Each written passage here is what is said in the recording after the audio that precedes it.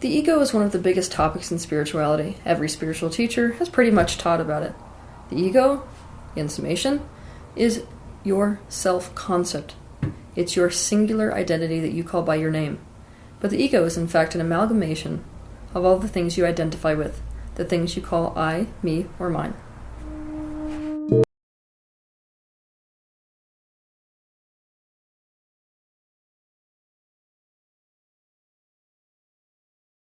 Because we are born into a relationally dependent situation, where our survival depends upon being approved of by others, the only way for our self to survive is if people think we are being good.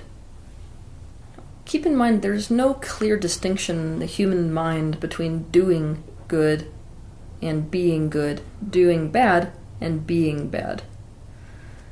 The single most important thing to the human ego is to see itself and to have others see it as good. This means that shame, seeing oneself as bad, or other people seeing you as bad, is the single biggest enemy to the human ego. For more about this, watch my videos titled The #1 Relationship Obstacle and How to Dissolve It, and How to Overcome Shame. Because the single biggest attachment that the ego has is to seeing itself as good, the single biggest blind spot that we have is when we are being bad, usually when we're hurting other people. For the sake of this episode, I need you to suspend judgment about an objective idea of good or bad. I also need you to suspend the temptation to debate on the concept of good or bad in general, and instead simply consider human psychology regarding good or bad and how it relates to a person's ego. Your sense of what goodness and badness is going to vary based on what family you grew up in and what culture you grew up in. So there's variability relative to what a human being defines as good or bad. For example, one family might see sexuality as a virtue and the other might see sexuality as a sin. One family, or one social group, may see self-centeredness and acting in one's own best interests as an absolutely necessary aspect of success and what defines somebody as strong. Another family, or society, might see self-centeredness as literally something which is worthy of condemnation, worthy of complete ostracization. So I want you to understand that your concept of good or bad has less to do with an objective morality rather than it does a subjective morality that you have been programmed with. You will subconsciously spend your life trying to avoid, get away from, exile from your being anything that fits into the category of what you believe to be bad. You will simultaneously spend your life subconsciously doing anything you can to get closer to whatever you define as good. When you do this, your mind will actively avoid seeing these traits in yourself. Therefore, they will become subconscious. In order to avoid shame, you will cope by deflecting, denial, and reframing so you can believe yourself to be good. And this is when things get scary. We can spin anything to maintain our self-concept of goodness. We can spin anything so that we're the good guy.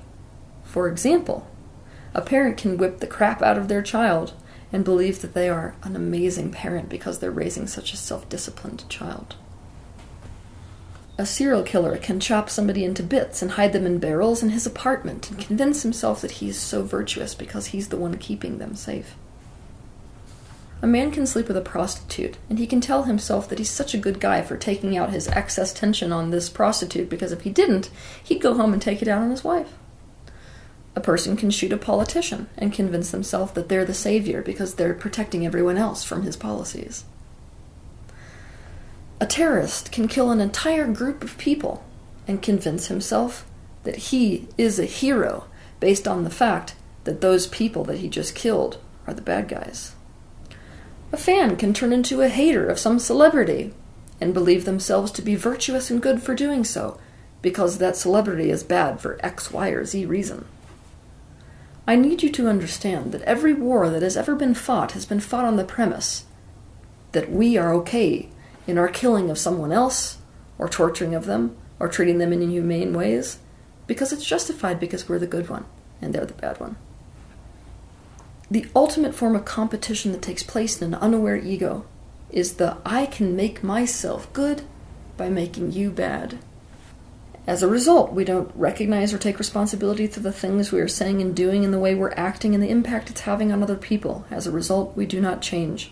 We make repair in our relationships impossible. We do not become aware enough to awaken and live accordingly. We add to the suffering on earth without awareness that we are even doing it. When we add to the suffering on the planet, but we are unaware of it, we condemn the world to more suffering. One of the most painful things that you can experience in this life is a parallel reality. That is, that you can be in the same room with someone else physically, but you're occupying a completely different perception of reality. I went into this in depth in a prior video. But what we have to understand is that our need to see ourselves as good creates a blind spot for self-awareness that is quite literally big enough to accommodate these parallel realities. Now, this type of parallel reality that's created by the absolute attachment to the idea of seeing oneself as good no matter what is the primary parallel reality that exists between parents and children. A parent, for example, can live in a reality where they're such a good parent because they're giving their child every opportunity. They're giving them anything they could ever want. They're sending them to the most exquisite and exclusive boarding schools.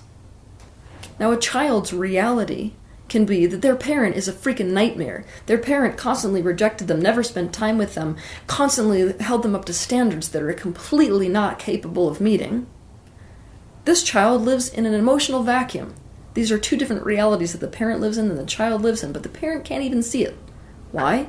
Because they've already decided that they're good. One person's attachment to seeing themselves as good and their complete denial of their own badness makes it so they live in a totally different reality from another person. For more information about this, watch my video titled The Most Dangerous Parallel Reality.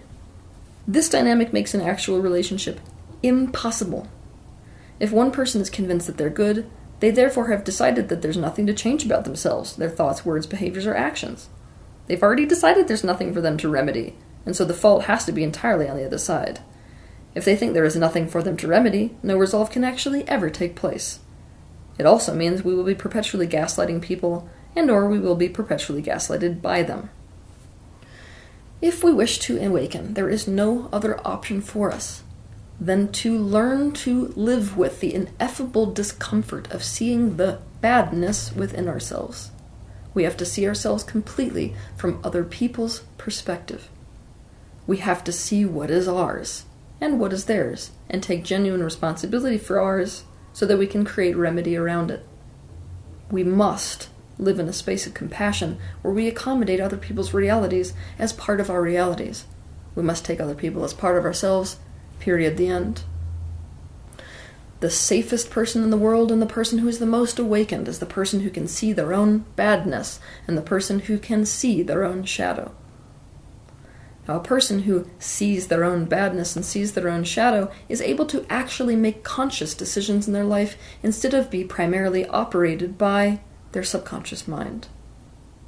The most dangerous person on the planet is a person who is the least awakened, is a person who is capable of spinning anything they think, say, or do to line up with their concept they've already decided upon, which is that they are wonderfully good.